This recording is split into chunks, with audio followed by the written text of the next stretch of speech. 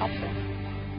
Less than 24 hours away from Donald Trump's highly anticipated sit-down with House Speaker Paul Ryan. Last week, the chairman of the summer's Republican convention said he was not ready to endorse the presumptive nominee. He even offered to step down from that position, but Trump doesn't want him to. He's optimistic their meeting tomorrow will help unite the Republican Party.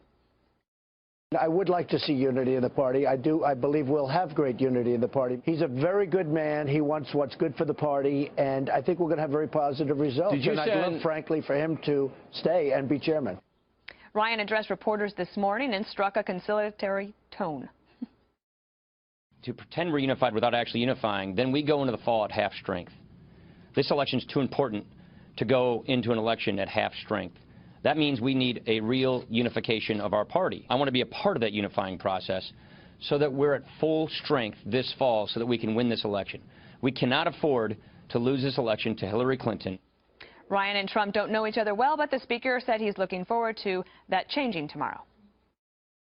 I don't really know him. I met him once in person in 2012. We had a very good conversation in March on the phone. We just need to get to know each other, and we, as a leadership team, are enjoying the fact that we have a chance to meet with him. Okay, so Eric, I like that last point a lot from Paul Ryan because I found that that's true. If you've met somebody and you have a personal relationship, it's a lot easier to communicate, to understand each other. You're not communicating by Twitter or email. So if you were either one of them tomorrow, what would your goals for that meeting be? Well, interesting. That's a very difficult question. I think that they're going to come out. I think this is going to all work out. I just have a hunch. It just feels like both of them had to put up, this is where I am. Paul Ryan had to say, I have a constituency that I'm representing. I can't sign on to Donald Trump right now, you know, with all that's going on with Mitt Romney and some of the others. So he was playing that card for a little while. I think he'll come out of the meeting saying, look, I want to get behind the GOP frontrunner. I want to get behind the guy who's going to be our nominee at the convention. Remember, this is more about the convention than it is going forward. Paul Ryan will, if Donald Trump becomes president, work with the president. Clearly, he will. But this is about the convention. Paul Ryan right now is going to chair the convention. If he can't get behind the frontrunner, the guy who we're trying to beat the other side, Hillary, can't get behind him, he shouldn't be chair of the convention. Step down. Donald Trump should say, step down, and he should. If he can't get behind him, Reince Priebus says he should step down. I would agree, step down. By the way, it shouldn't be that hard to get behind Donald Trump. Donald Trump now has 10.9 million votes, breaking the prior record George W. Bush had for the most votes ever in a primary, and there are 7 states left to go. It's time to get everyone behind the front runner. So, Juan, we talked a little bit last night at midnight, in case you weren't watching. You better show up next Tuesday, about policy differences. But I had a question about, let's say that they can't get to an agreement on some certain policies.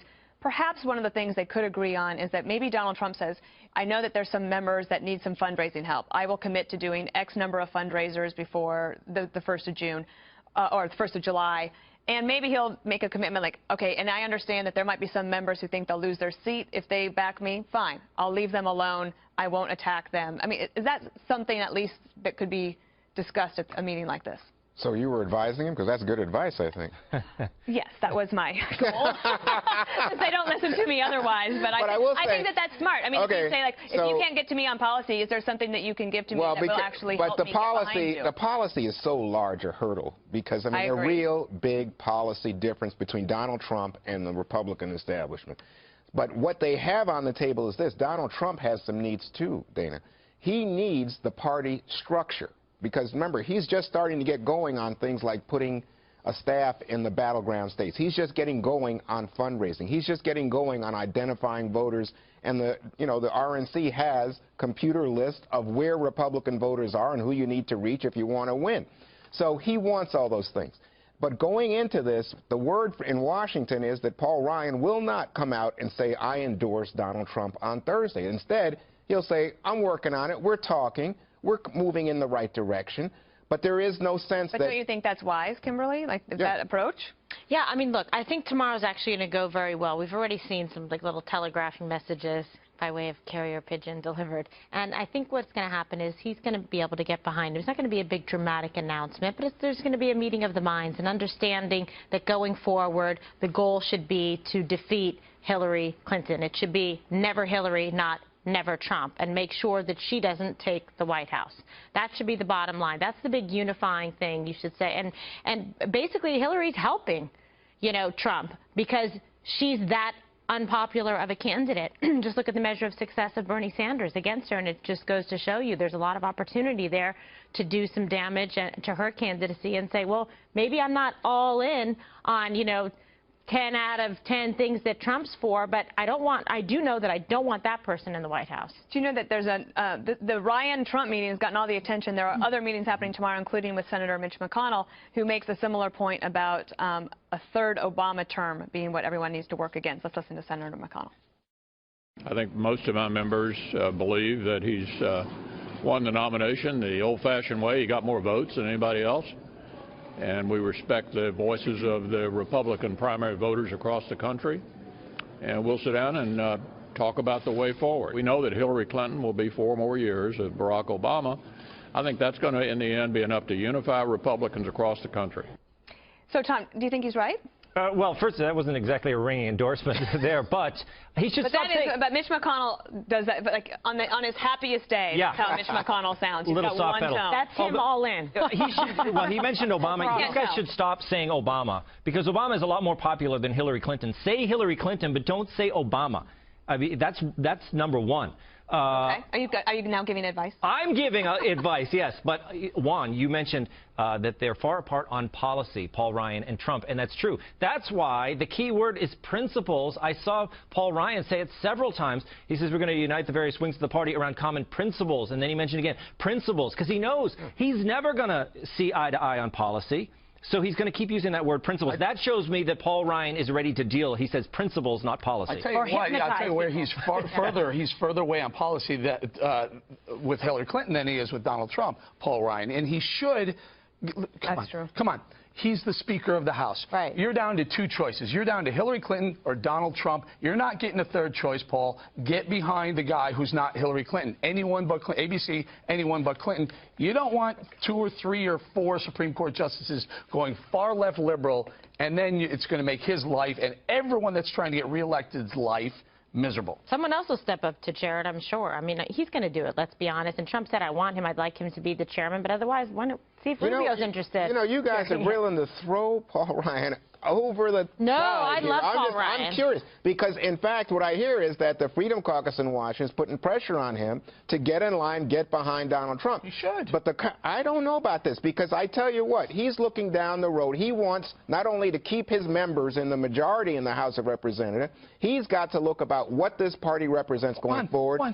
We've all been to conventions, right? Sure. The convention is the coming out party of your nominee. The convention is presenting your nominee to America and say, vote for our person, this guy or girl, and not the other one.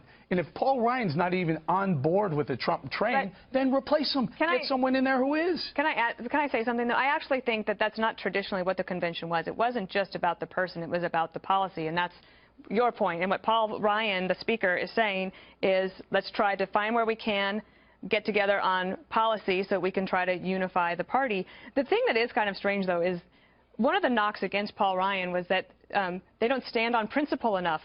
Remember, that's the last 2 years, like banging them over the head that the House establishment Republicans don't stand on principle. Now Paul Ryan is saying he wants to stand on principle, and now he's getting screamed at from the same people. I mean, if you're Paul Ryan, Kimberly, it's sort of like you can't win. So the only thing that you can do is be true to yourself. Yeah, I agree. And by the way, hi, Paul Ryan's mom. She watches the show.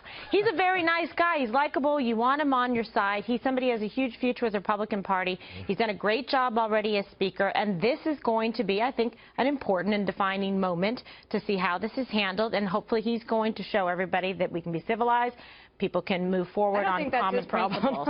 Well, but you know what? He is the representative. He's, in many ways, the face of the party. Been civil. I don't think Paul Ryan's ever been civil. To get other people to be civilized, to come together, to try and find common ground, to say, listen, let's talk to you about the party. Let's talk to you about principles, about policy going forward, where we can find some measure and degree of common ground, which I think is important. I'm agreeing with Kimberly. Paul Ryan can stand on principle after you get a GOP president. Then that's time to stand on principle, push back on the president, say, you know what, I don't agree with everything our president has to say, but you know what, he's our president. I will tell you, you will be way more miserable if Paul Ryan stands on principle, Donald Trump loses to Hillary Clinton because the Republicans are divided, and then you have to fight a Hillary Clinton president. You give Paul Ryan no option. No. What you're saying is, Paul Ryan, you better get on board or I'm going to absolutely stab you, buddy. No, replace you for the convention. That's all. Dramatic paraphrasing Even Trump says he doesn't want him out of the convention. Of course he doesn't want him unless he doesn't agree with him. But you are harder than Trump on this issue. No, I don't.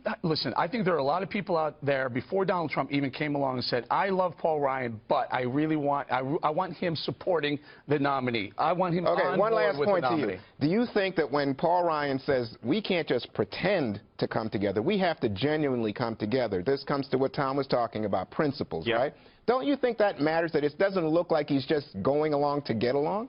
For the convention? For anything, No, that he really wants to unify Ron, Republicans. You hear what I said? I said once the convention's over and you have a president, you are on principle. You're just punching me and punching me today. I got to tell you something. Paul Ryan is not going to get run over by you or me or anybody. Paul Ryan's a real guy, he has experience, background, has stood the test of time as a real conservative and a real Republican. He's already said he would step down as chairman of the convention if he wasn't wanted. This is not good for Trump or the Republican Party. All right.